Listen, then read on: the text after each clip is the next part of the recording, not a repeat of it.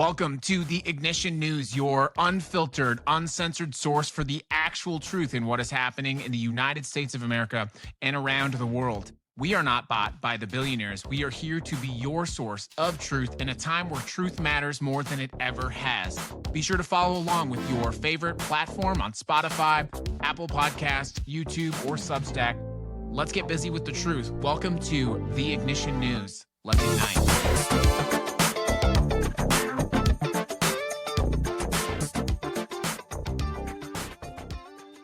Good morning, everyone, and welcome to the Ignition News. It is January 4th, 2026. And if you thought 2026 couldn't get any more unhinged than 2025, buckle up, because the first weekend of the new year, the United States, of course, just invading a sovereign nation. It kidnapped its president in the middle of the night. The United States, of course, now not stopping there, apparently. The White House is openly threatening to do it again in other countries. All while that's happening, of course, the president is calling your struggle to afford groceries a hoax, and his own health is, of course, deteriorating in real time. Stories, lies, and fabrications that the White House just can't simply keep straight. Canada is cutting ties with American health institutions because they can no longer be trusted. That's according to Canada. And nearly 4 years after Uvalde, we're finally seeing the first officer go to trial for standing by while children died. Good morning, everybody. Welcome to the Ignition News. We are broadcasting the show live, and we do distribute this on your favorite podcasting platform. Please consider subscribing, following along on the Ignition News. Just search the Ignition News in your favorite platform. Click follow, click like, and subscribe to watch the show. Every day we do record it live, but the cool kids follow the show, especially on Spotify, so that we can grow out. I don't want you to have to pay for the show. We want the advertisers to pay for the show. So go ahead and click follow, click like, and leave a nice comment. If you're one of these dipshits, you can leave a mean comment on the podcast too. That helps me just as much. So good morning, everybody. It is January 4th.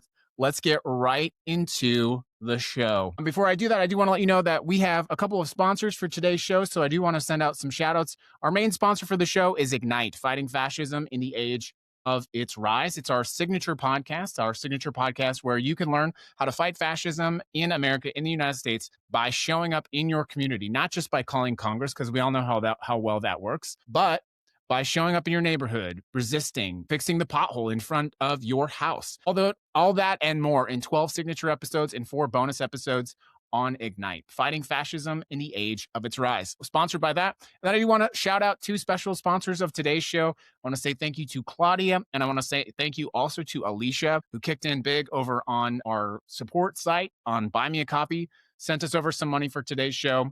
Big thanks for you. Big thanks. I got some special merch headed your way. Let's get right into the top stories today. Early Saturday morning, January 3rd, Delta Force operations and FBI agents, that's new by the way, stormed the presidential palace in Caracas, Venezuela. They captured President Nicolás Maduro and his wife, Cilia Flores, as they slept, flew them to New York, and are now charging them with drug trafficking. Trump announced this like he had just won a golf tournament.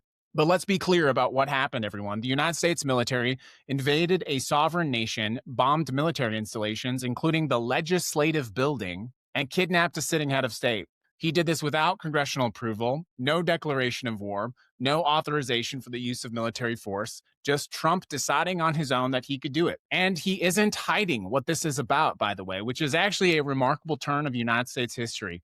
At his Mar-a-Lago press conference, he said the quiet part out loud. We're going to run the country.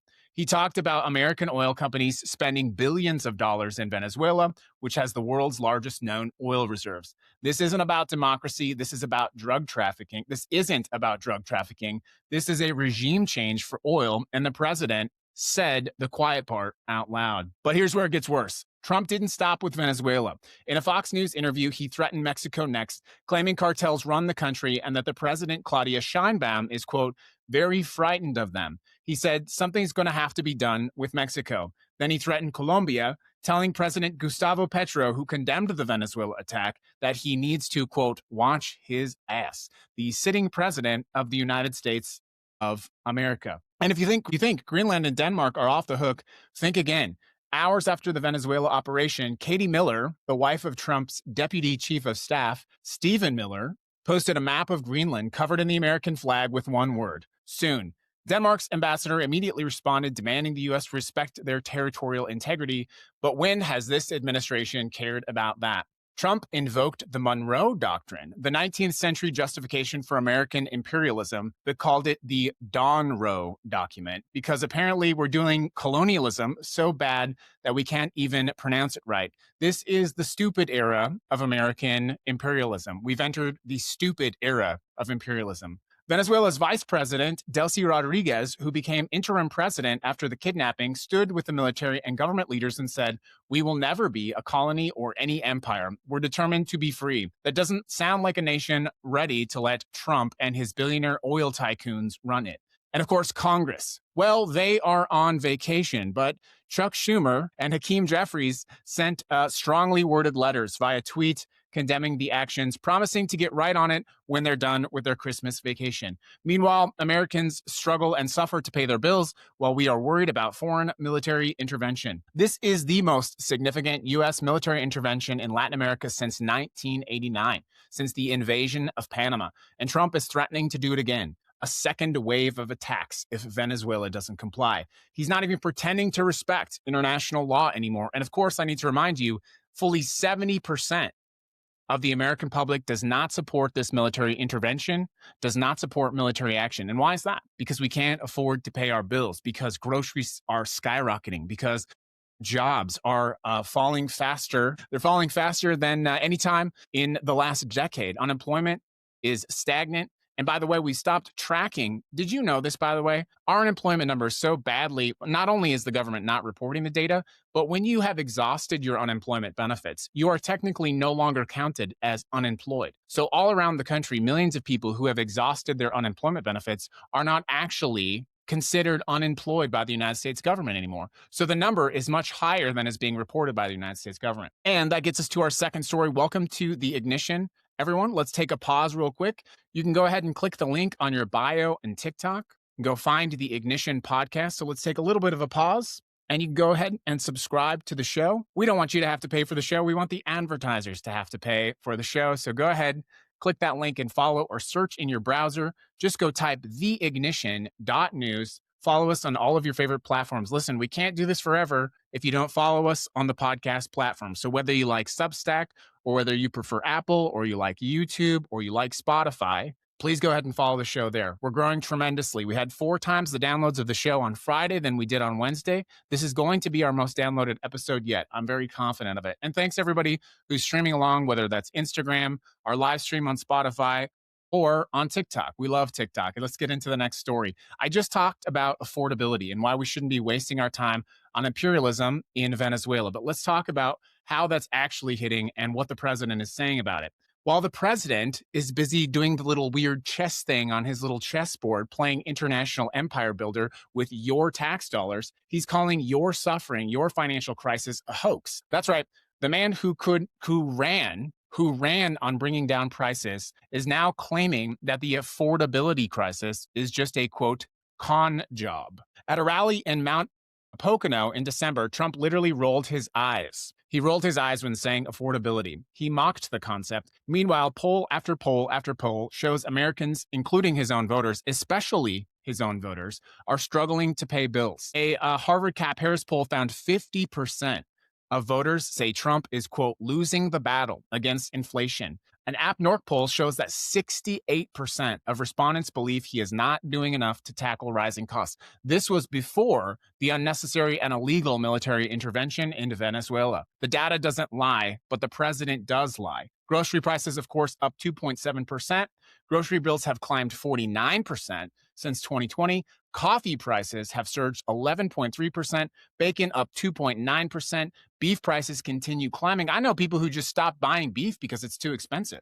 Housing, by the way, housing is 75% of homes across the country are unaffordable for typical households. You need $101,400 a year to afford a basic home in the United States now. It was $65,000 just 5 years ago. And what is the president's solution? Tariffs. The same tariffs the Federal Reserve Chair Jerome Powell says are actually driving inflation higher. The same tariffs that cost $58,000 manufacturing jobs in the United States of America between April and September of last year. 58,000 jobs have been lost because of tariffs. But the president claims prices are, quote, coming down tremendously, while telling you in the same breath that the affordability crisis is fake. Obviously, here's what's really happened. Trump has never had to worry about prices for groceries. He's never probably gone to a grocery store.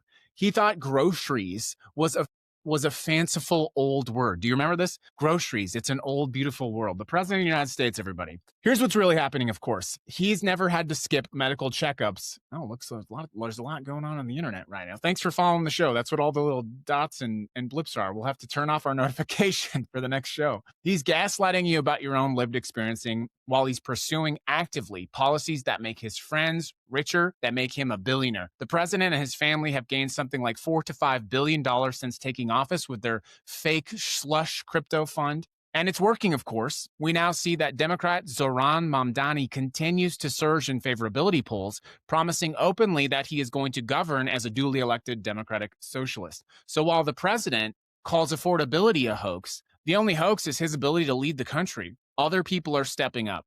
Good evening, everybody. Good afternoon, too, I guess, depending on when and where you're watching the show. Good afternoon, good morning, good night, whatever they say. Welcome to the Ignition News. Thanks for following along live on Spotify.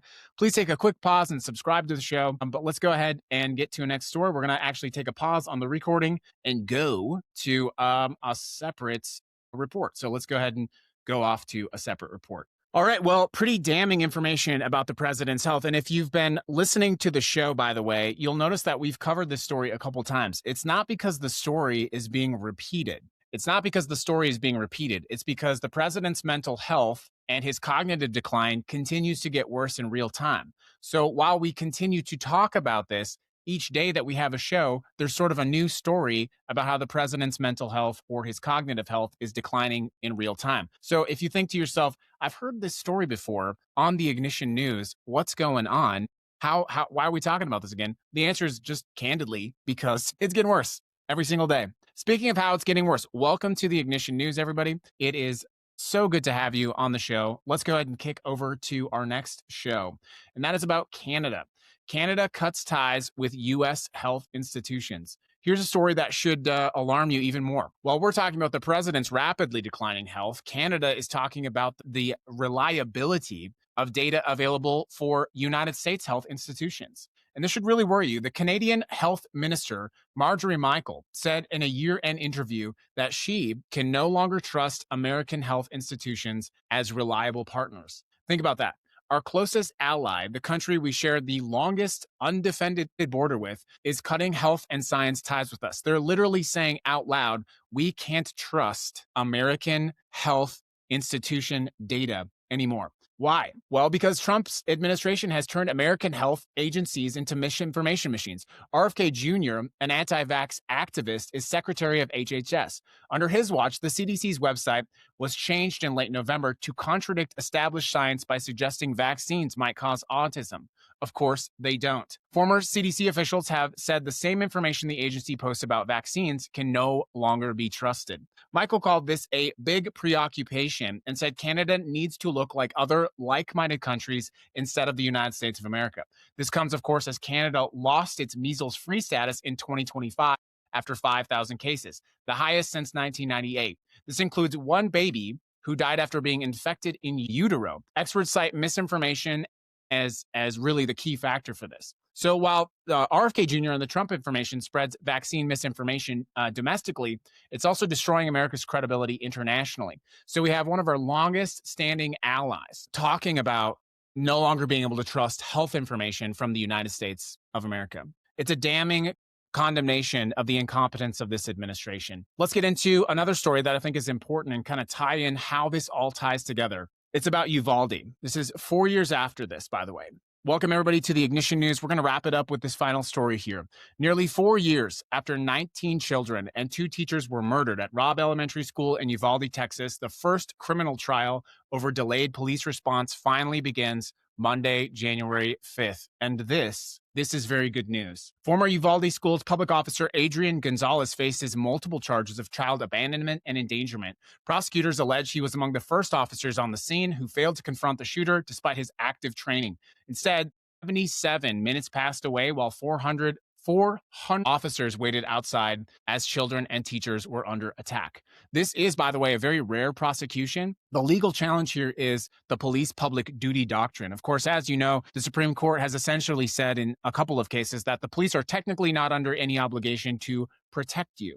However, there is certainly a public interest in having police services which respond to, for example, our children being under attack. Gonzalez and former police chief Pete Arendo are the only officers currently charged. Why you're asking, why is this the case after nearly 400 officers responded? The district attorney has yet to comment as to why this is, but they're probably just doing this case as a trial to see what is the legal status, how does this go as an example. Now, the trial was moved to Corpus Christi, and obviously that's actually something I agree with. There was no chance that they're going to get a fair trial in Uvalde. The community is still very divided about this. Some parents ran for office unsuccessfully after this. The school building, by the way, is still empty. So now, we have the first police officers going on trial for failing to protect those children.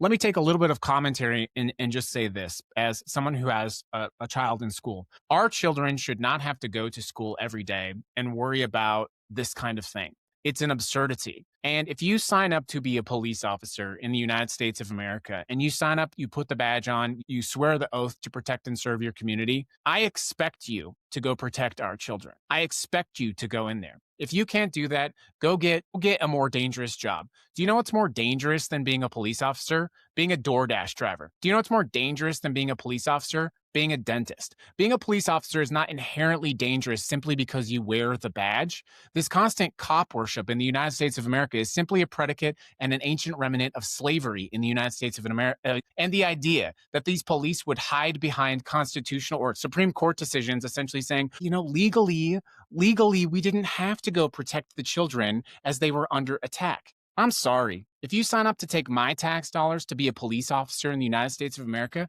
be a fucking coward, not a fucking wimp. Or go be a DoorDash driver. No disrespect to DoorDash drivers at all. It's actually, as I said, a harder, more dangerous job than being a police officer in the United States of America. And if you break something while you're delivering DoorDash, guess what? You don't have qualified immunity. In a related story in Las Vegas, Nevada, there's been a lot of footage that's been coming out about how police responded to protests in June. And guess what? It's not good. You can see in recently released body camera footage that Las Vegas police officers actively attacked protesters, actively violated their constitutional rights. And they thought it was funny and cute at the time. They thought it was that they could go be little cowboys with their paintball guns. But guess what? Now they're getting sued. It's going to cost the city of Las Vegas millions of dollars. And you know what? I hope those protesters get fucking yachts.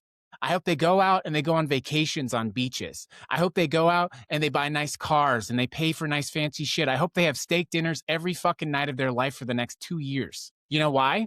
Because those protesters who stood on the street, they were actually defending your constitutional rights. They were actually defending the Constitution of the United States of America. They weren't little bitches behind paintball cannons acting like heroes. And so I hope they get millions and millions and millions of dollars. And I hope those police officers finally have some accountability for being cowardly little bitches, thinking that because this president would protect them, that they could assault Americans exercising their right to free speech. Well, guess what? It's going to cost millions of dollars. And the taxpayers who stand by and do nothing, that's $1 million that doesn't go to your school fund. That's $1 million that doesn't fix your streets. That's $1 million that could hire more police officers or agents to help with homelessness. But instead, your county's writing checks out to the people actually protecting your constitutional rights. So you know what I say? Good.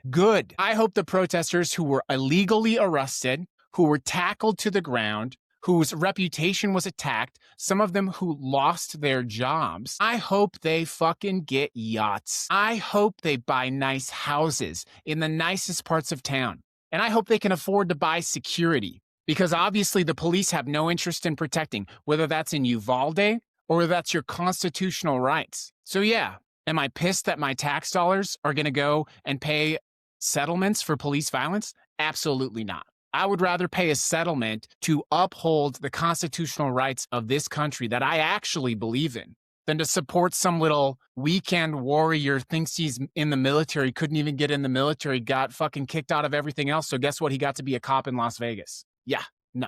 But that's not all, by the way. Those lawsuits could eventually result in what's called a Brady violation for that police officer. And that could mean that he's relegated and removed from certain police activity or duties. And that's good. It's good when we find corrupt police and we hold them accountable and they are fired. They should be fired. Las Vegas is one of the only police agencies in the country, by the way, that allows people fired for misconduct to come and be a cop. I'm sure in Uvalde, they're going to be hiring for police officers. So those officers in Las Vegas who shot protesters with pepper balls, guess what? You can go by, stand in Uvalde and do nothing. Certainly not protecting our children. I'm sorry I got on a little bit of a rant there. But I think people forget. I think they forget themselves. And they think, these police in their fucking cyber trucks, they're out there protecting and serving. I see all these little bootlickers. Good, we stand by the police. Well, guess what? The police don't stand by you. Most people don't realize that until it happens to them. Most people don't realize that until they need the police, till their house gets broken into. And guess what? 4 or 5 hours later, they show up. What do? Nothing. But you know, if someone says something mean to a politician on Twitter, oh, well, guess what? Your fucking door's getting knocked on. I saw, you get the point. There's not much more I'm going to be able to say. Let's talk about how all these stories wrap together. But before I do that, let's take a quick pause, everyone. Thank you for following the show, whether you're watching live on TikTok or Instagram or streaming live on our Spotify feed. I'm going to ask you one more time. First, I want to let you know that the show today is sponsored by Ignite, Fighting Fascism in the Age of Its Rise. It's our signature podcast, 12 episodes and 4 bonus episodes, teaching you how to fight fascism in your community by doing things and showing up, by being knowledgeable about the thing that we just talked about. Sponsored by Ignite. Find it on your favorite platform. And then again, I do want to shout out Alicia and Claudia, both for sponsoring today's show. Thanks for that. I appreciate you. If you want to sponsor the show, the link is in the bio to buy me a coffee. It helps to produce the show. It's a lot of work. And as you can see, I have to deal with a lot of shitheads on TikTok. But anyways, let's talk about how all these stories close together. Do follow the show on your favorite platform. So you have a president who invades countries without congressional approval. Then he's threatening more invasions, and he openly says, I'm doing this for oil and empire. And then you have the same president gaslighting you about your economic suffering while pursuing policies that actively make it worse. You have a 79-year-old leader who clearly has cankles, who's putting makeup on. I mean, we all know he puts makeup on his face. Looks like a spaghetti bowl after, you know, spaghetti bowl looks after the spaghetti's out. And it's not any better that half of Congress is octogenarians, by the way. And for all of you who are watching the news story today, you go, but Obama did this, but Obama did it, but Biden did it. Do I look like a Barack Obama fan to you? Do I look like a Joe Biden fan to you? You mistake yourself. And I'm going to talk about this in a second. To come and hear the news, the truth that I tell you on this show today, and to say, but what about Barack Obama? Well, that's probably the smartest thing you actually said all day. Yes, welcome to the show. This is what fascism looks like, folks. It's not jackboots and armbands. Those are the aesthetics. That's the arch. Okay? Fascism is illegal war. Okay? Gaslighting you about the condition of your health, about economy. It's allowing police not to serve and protect you. Meanwhile, the truth, you can't afford your groceries. Here's the thing. Venezuela is not accepting this. The Venezuelan vice president says we're not going to be a colony of the United States of America. Resistance is happening, and it's happening more than it has ever happened in any presidential administration in history. And I know we talked about Venezuela a lot, but I do want to close this out talking about something that's actually equally, if not more important. All right? And that is the material condition of you and your family. I want to talk to you about really like where we're at, the country. We talk about all these other things. I want to talk to you about your neighbors to close up the show. In America, in the United States of America, 771,480 Americans are homeless today. That is 18% higher than it was just a year ago. There are 148,000 homeless children. 5.9 million Americans live in poverty. If you actually account for food and rent, that number is 43.7 million people. 27.2 million Americans have no health insurance. 36% of Americans are underinsured. 38% of Americans with health insurance delayed care. They delayed their own care because they couldn't afford it. You have people in the country of America who have health insurance who can't afford. Thank you for subscribing. I just got a subscriber. Thank you. You have people in America who have health insurance, 38% of them delay care. And the result of that, by the way, 41% of those people said because they delayed health care, their health actively got worse. Credit card debt is $1.21 trillion in America. 12% of that credit card debt is 90 days past due. 12% of $1.21 trillion is 90 days or more past due. So we're spending money to go to Venezuela And we've got 12% of one, somebody do the math for me, just sitting there ready, right? There's 1 million eviction cases in America in 2024. 2.7 million families facing eviction right now. 47.4 million Americans are food insecure. Percent of Americans in the United States cannot afford a $400 emergency. That's 96 million people. There are 28 million people in Venezuela. Three times over in America can't afford a $400 emergency. 3 times the population of the country we just invaded in our own shores, in our own borders, and our own land, our own soil. This president, this administration loves to talk about birthright citizenship. I guarantee you that the vast majority of those millions and millions of people were born here in this country, born at a time when it was more affordable, born at a time when there was a better chance and a better grasp at this. And so, yes, we're going to continue to talking about the illegal war in Venezuela, but we're not going to forget talking about the war on the American public. The billionaires are at war with us. Do you know why they're investing in it? Aside from the fact that AI is a bubble, it's going to pop, and we've talked about this many times. Do you know why they're investing in AI and robotics? There is a fury to get AGI and robotics. It's because they want to replace you. The Christian nationalists talk about the great replacement theory. The great replacement theory is that the billionaires are going to replace you with a robot so that you don't have to cook their food, or you don't have to do their dishes, or you don't have to turn their sheets over. They're going to replace you with a robot, and they candidly don't care if you have food. They already don't care if you have food. What makes you believe that somehow they're suddenly going to care, that their invention, alternative or AGI and advanced robotics, well, now we're going to start caring because we built these robots and we built automated taxis. Now we're finally going to care with you. I just read to you horrific statistics about the actual violence happening in America. We can talk about violence coming from Venezuela on fake fishing boats. The actual violence in America is poverty. And for those of you fortunate enough to not experience presently the violence of that poverty, it's coming for you. The violence of poverty is coming for you.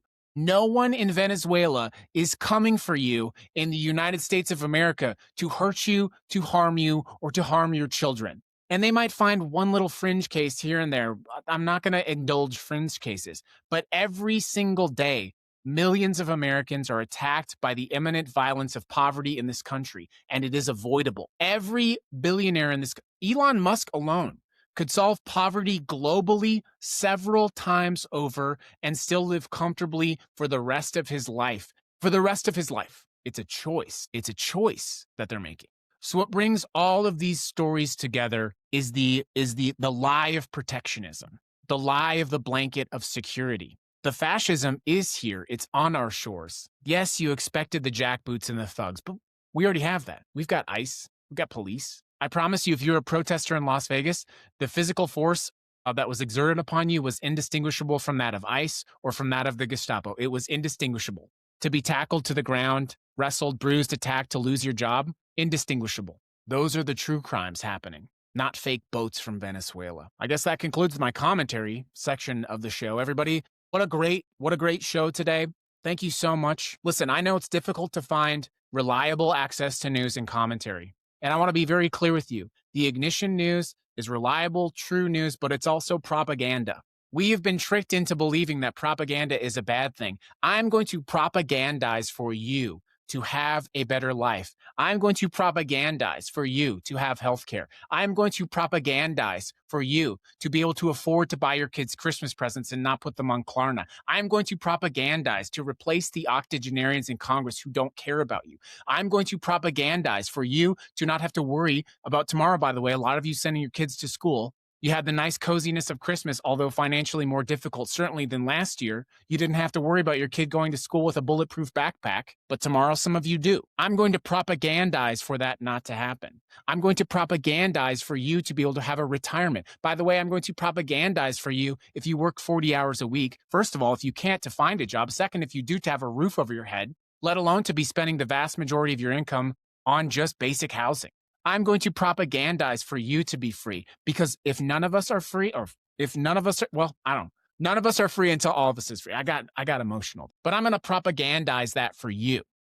But I need you to show up. I need you to keep participating in what it is that we're doing. I need you to support these efforts. I'm not a billionaire. I'm closer to the street than I will ever be to Elon Musk, but the same is true of you as well. Thanks for today's episode of the Ignition News. It's January 4th, 2026. I'm going to close with one final thought. Thank you for whoever just subscribed to the show. I'm going to close with another one. Thank you. Follow the show. I keep saying I'm going to thank you. Another one. We got another one. Thank you. If you woke up on yesterday from the news of what happened in Venezuela and you had sort of a pit in your stomach, I think it's easy to look at something like that and to be discouraged. And I was discouraged. I've been very optimistic about my 2026. And the first thing I would say to you is I want to acknowledge that if no one has acknowledged that for you. If yesterday's news of what happened in Venezuela gave you a pit in your stomach, that's a real thing. The reason it is a real thing is because you are still a human being. You still have basic decency. You still care for your neighbors. You still believe in your country. And I know that's disappointing.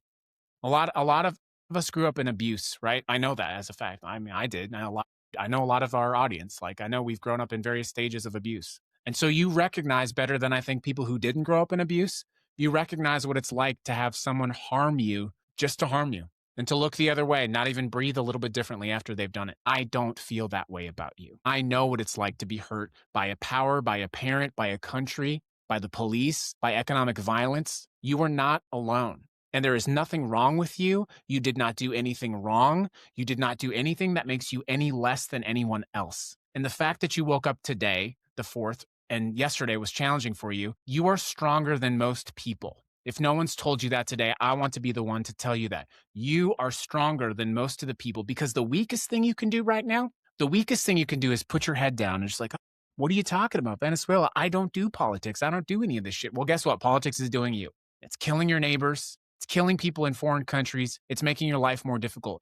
You not doing politics makes everyone's life worse. So buck the fuck up. The last thing I'm going to say, I promise the last thing. I remain optimistic about 2026. I hope you remain optimistic about 2026. There is resistance in this country. There is resistance on the streets, in your neighborhood, and there is a growing populace of people in the United States of America who, like myself, say, fuck the Democrats, fuck the Republicans, fuck everyone else. This is our country, and we're going to take it back. And you got plenty of neighbors out there who might have voted against themselves in this election. But I want to tell you I'm not going to say that. It's part of the same thing. We can't take this country back until we break the artificial balance and lines between those people. And it's not going to be everybody, but it is going to be some people. It's going to be some of your neighbors, your friends, and your family. And if I can invest in caring for you, I'm going to ask you to invest in caring for them. Really great show, everybody. Really great show. We'll see you back on January 5th for the Ignition News.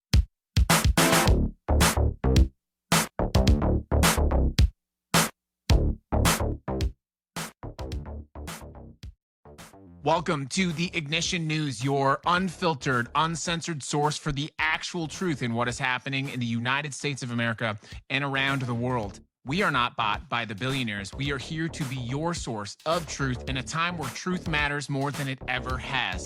Be sure to follow along with your favorite platform on Spotify, Apple Podcasts, YouTube, or Substack. Let's get busy with the truth. Welcome to the Ignition News. Let's ignite.